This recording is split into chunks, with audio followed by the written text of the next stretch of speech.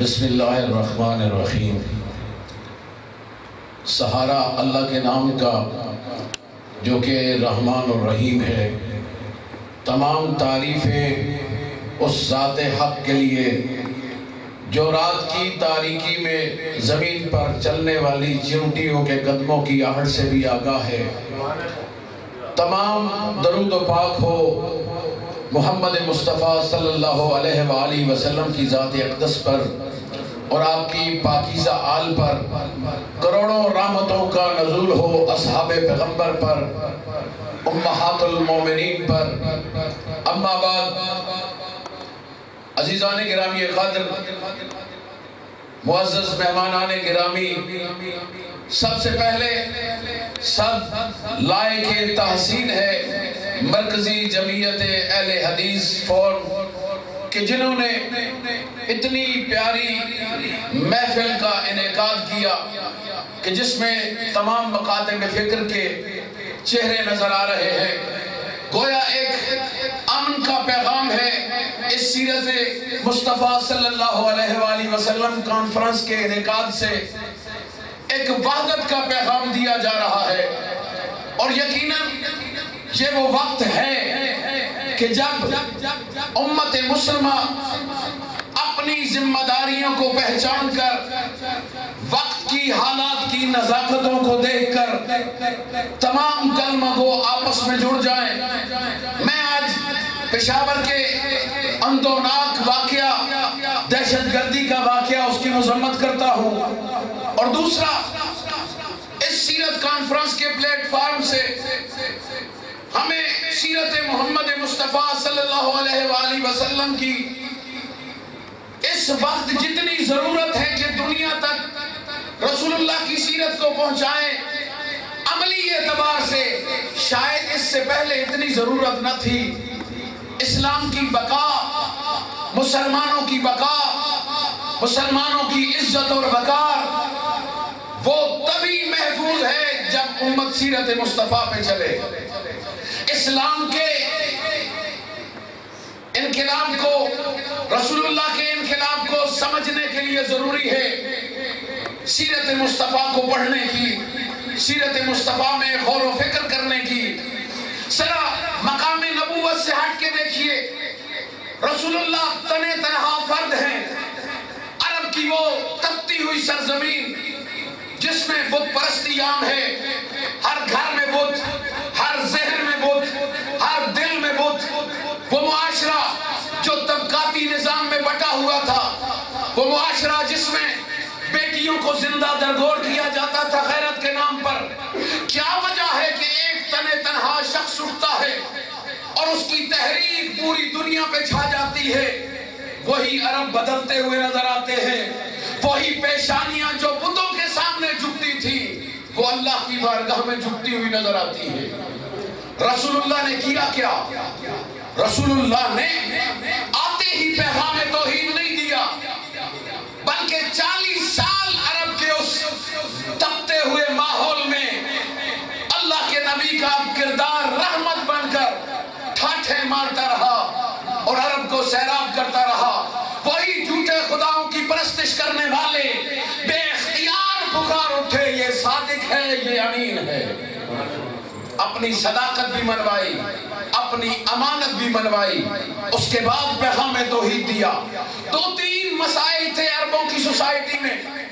سب سے پہلے خاندانی حسب و نسب کے اوپر فخر کرنا، فخر و مباحات۔ دوسرا یہ غیرت کے نام پہ بیٹیوں کو زندہ دفن کرنا۔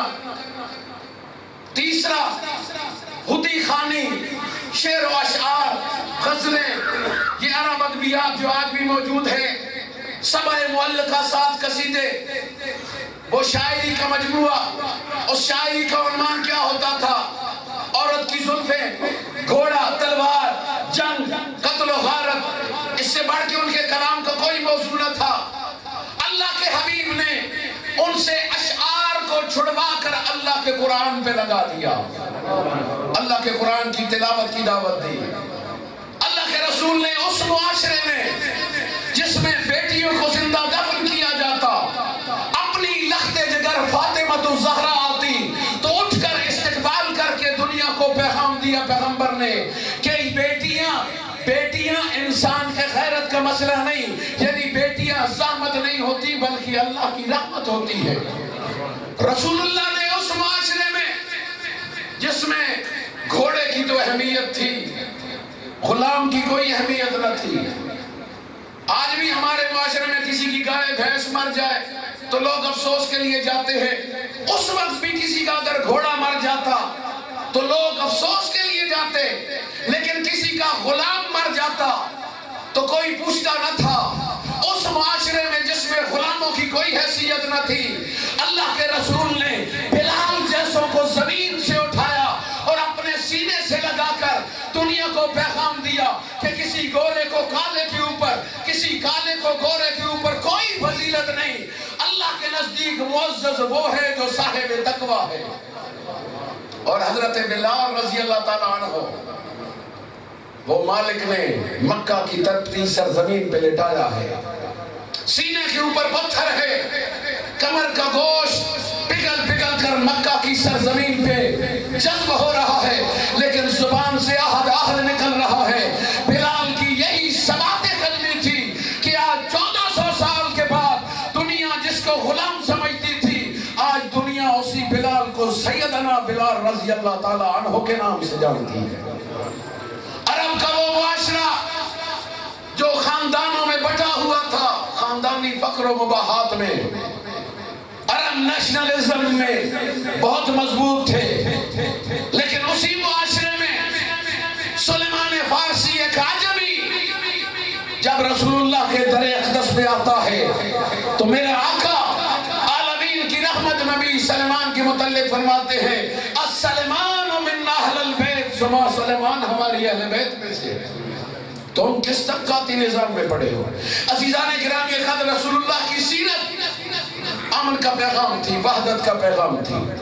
اور آج کے اس دور میں جب ایک طرف فرانس کا وزیر اعظم رسول اللہ کی توہین ہوتی ہے تو وہ ببانگ دہل کہتا ہے کہ ہم یہ توہین کا سلسلہ بند نہیں کریں گے، تو اس عالم میں بھی ہم مسلمان فرقوں میں بٹے ہوئے ہیں۔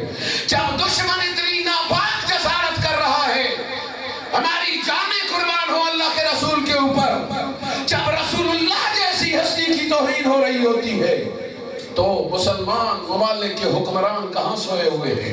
عوام کے دل کی دھڑکنیں تو اپنے رہبروں کے ہر فرمان پہ عمل کرنے کے لیے تیار ہے۔ آج کا ہر مسلمان اپنی لیڈرشپ کی طرف دیکھ رہا ہے۔ میں اس پلیٹ فارم سے آپ کی اجازت سے حکمرانوں سے یہ مطالبہ کرتا ہوں کہ فقط فیس بک کے مالک کو خط لکھنے سے مسئلہ حل نہیں ہوگا۔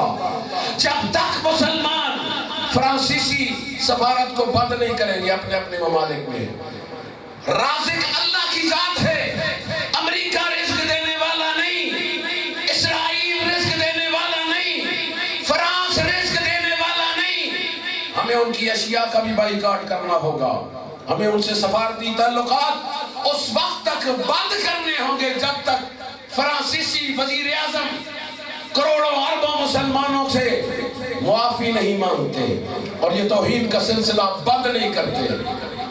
عزیزان گرامی قدر، جب دشمن ہماری جڑ کاٹنے میں لگا ہوا ہے تو اس پلیٹ فارم سے یہ دعوت کا پیغام کتنا حسین ہے کہ کیا شیعہ، کیا سنی، کیا بریلوی، کیا دیوبندی، کیا اہل حدیث، میں بس آخری دو جملے کہہ کے طالب دعا ہو جاؤں کہ ساروں کا خدا کیا ایک نہیں ہے؟ کیا سارے فرقے کعبۃ اللہ کی طرف رخ کر کے نماز نہیں پڑھتے؟ کیا اللہ کا قرآن جو الحمد سے لے کر والناس تک ہے، کیا وہ ہر فرقے کے پاس وہی قرآن نہیں جس کے 30 پارے ہیں؟ کیا اللہ کے رسول خاتم النبیین عالمین کے لیے رحمت نبی کا سب کلمہ پڑھنے والے نہیں ہیں؟ جب سب کا کلمہ ایک ہے، جب اللہ ایک ہے، جب قرآن ایک ہے، کعبۃ اللہ ایک ہے، تو پھر کیا وجہ ہے مسلمان ایک دوسرے کو معاف کرنے کے لیے کیوں تیار نہیں؟ جب اللہ کے رسول فتح مکہ کرتے ہیں، وہ لوگ جنہوں نے رسول اللہ کو ہجرت پہ مجبور کیا تھا، وہ لوگ جنہوں نے رسول اللہ کو اذیتیں پہنچائی تھی، جب اللہ کے رسول نے مکہ کو فتح کیا، صنادید قریش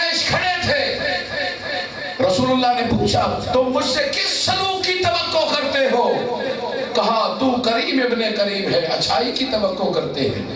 پیغمبر نے فرمایا انتم الطلقاء، جاؤ تمہیں آزاد کر دیا۔ جبکہ ابو سفیان کو اتنی عزت اور تکریم دی، فرمایا کہ جو اس کے گھر میں بھی چلا جائے خبردار اس کے اوپر بھی کوئی ہاتھ نہ اٹھایا۔ عزیزان گرامی، رسول اللہ کی سیرت ہمیں وحدت اور اتحاد کا پیغام دیتی ہے، امن کا پیغام دیتی ہے۔ جو اچھا انسان ہے وہی اچھا مسلمان ہے۔